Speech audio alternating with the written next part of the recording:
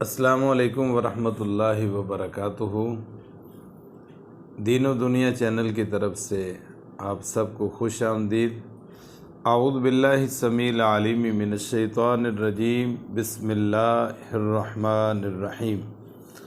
آج کا ہمارا موضوع ہے معقول اللحم، جانوروں کے پیشاب کا حکم۔ معقول اللحم سے مراد ہے وہ جانور جن کا گوشت کھایا جاتا ہے، مثلا اونٹ ہے، گائے ہے، بکری ہے، تو ان کے پیشاب کا حکم کیا ہے۔ اس حوالے سے ہمارے سامنے دو اہم ترین موقف آتے ہیں، ایک مالکیہ کا ہے اور دوسرا حنابلہ۔ ان دونوں کا موقف یہ ہے کہ معقول اللحم جانوروں کا پیشاب پاک ہے، یعنی ایسے جانور جن کا گوشت کھایا جاتا ہے ان کا پیشاب بھی پاک ہے۔ یہ موقف ہے مالکیہ اور حنابلہ ان کا ہے، اور ان کے ساتھ تائید کرتے ہیں امام نخعی، امام اوزاعی، امام زہری، امام زفر، امام ابن خزیمہ، امام ابن منذر اور امام ابن حبان وغیرہ کا موقف بھی یہی ہے۔ یہ بات فقہ الحدیث کے صفحہ نمبر 144 پر درج ہے۔ ان کے دلائل کیا ہیں؟ آئیے ہم دیکھتے ہیں ان کے دلائل۔ رسول اللہ صلی اللہ علیہ وسلم سے کچھ لوگ جن کے پیٹ خراب ہوئے، حدیث میں آتا ہے آپ نے ان کو اونٹ کا دودھ اور پیشاب ملا کر دوا کے طور پر پینے کا حکم دیا۔ یہ بات صحیح البخاری کتاب الوضو کے اندر بھی موجود ہے اور حدیث کا نمبر ہے 333، اور اسی طرح صحیح مسلم کے اندر 1681 نمبر حدیث میں یہ بات ہے۔ اور دوسری حدیث وہ اپنی دلیل کے طور پر پیش کرتے ہیں کہ نبی صلی اللہ علیہ وسلم نے بکریوں کے باڑے میں، یعنی وہ جگہ جہاں پر بکریاں باندھی جاتی ہیں، روکی جاتی ہیں، وہاں پر نماز پڑھنے کی اجازت دی ہے۔ یہ بات جامع ترمذی کی روایت حدیث نمبر 317 اور صحیح مسلم کے اندر 817 حدیث نمبر پر یہ بات موجود ہے۔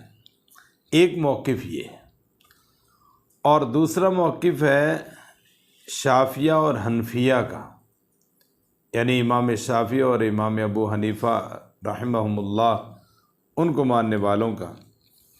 ان کا خیال یہ ہے کہ پیشاب حیوان کا ہو یا انسان کا، وہ مطلق طور پر نجس ہے، پلید ہے۔ یہ در المختار کے اندر بھی ہے، پہلی جلد اور صفحہ نمبر 295، المبسوط کے اندر بھی ہے، جلد نمبر 1 اور صفحہ نمبر 54۔ دلیل کے طور پر انہوں نے وہ حدیث بیان کی ہے کہ رسول اللہ صلی اللہ علیہ وسلم نے فرمایا کہ ان دو قبر والوں کو عذاب ہو رہا ہے۔ اللہ نے بتایا تو آپ نے اپنے صحاب کو کہا، ان میں سے ایک کو عذاب ہونے کا سبب جو بیان کیا تھا وہ یہ تھا کہ فَكَانَ لَا يَسْتَتِرُ مِنَ الْبَوْلِ، وہ پیشاب سے پرہیز نہیں کرتا تھا، اس لیے اس کو عذاب ہو رہا ہے۔ اب ہمارے سامنے یہ دو موقف اور اس دونوں طرف علماء ہیں۔ ایک موقف جو ہے وہ مالکیہ، حنابلہ اور ان کے ساتھ کچھ ائمہ کا، اور دوسرا موقف شافعیہ اور حنفیہ کا۔ آئیے ہم دیکھتے ہیں کہ ان میں سے راجح اور حق پر دلائل کے ساتھ مزین موقف کس کا ہے۔ تو جب ہم احادیث کو دیکھتے ہیں تو وہ موقف مالکیہ، حنابلہ ان کا، یعنی امام مالک رحمۃ اللہ علیہ اور امام احمد بن حنبل رحمۃ اللہ علیہ ان کا موقف جو ہے وہ زیادہ واضح ہوتا ہے، چونکہ رسول اللہ صلی اللہ علیہ وسلم نے اس بات کی اجازت دی ہے کہ بکریوں کے باڑے میں نماز ادا کی جا سکتی ہے، تو اس کا مطلب ہے وہاں پر وہ پیشاب بھی کرتے ہیں اور ان کی مینگنیں بھی ہوتی ہیں، تو وہ جائز ہے۔ اور اسی طرح آپ نے اونٹ کے دودھ اور پیشاب کو ملا کر دوائی کے طور پر استعمال کرنے کا بھی کہا تو اس سے بھی یہ بات واضح ہوتی ہے۔ اب رہی وہ بات جس کو شافعیہ اور حنفیہ نے دلیل کے طور پر پیش کیا ہے، وہ صحیح البخاری میں امام بخاری رحمۃ اللہ علیہ نے جو حدیث بیان کی ہے اس میں الفاظ ہیں کہ فَكَانَ لَا يَسْتَتِرُ مِن بَوْلِهِ، اس کا گناہ یہ تھا کہ وہ اپنے پیشاب سے پرہیز نہیں کرتا تھا۔